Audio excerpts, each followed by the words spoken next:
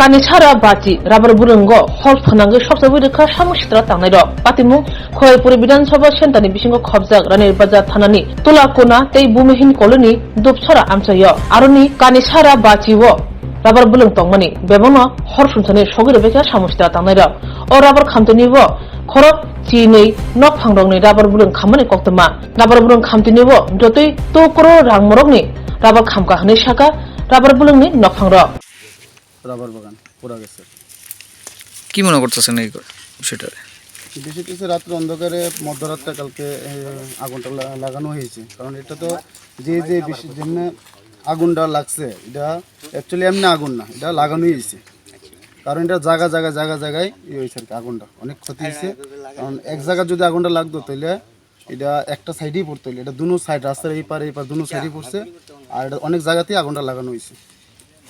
সামনে রাত পড়লে ভোট, কি মনে করতেছেন এটার উপর কোনো প্রভাব পড়তে পারে? এই কারণে কোনো কিছু প্রভাব পড়তে পারে বলতে এটা তো একটা সামাজিক বলতে এটা গ্রামের একটা মনে করেন এখানে 12 জন 14 জন আছে। এটা আগরতলার মালিকও আছে, 1-2 জন আমাদের গ্রামবাসীও আছে। গ্রামবাসীর বাগান যেমন আমারও বাগান আছে, আরও অনেকজনেরই বাগান আছে। এর উপর নির্ভর করে সেটা চললাম, সংসার চলে।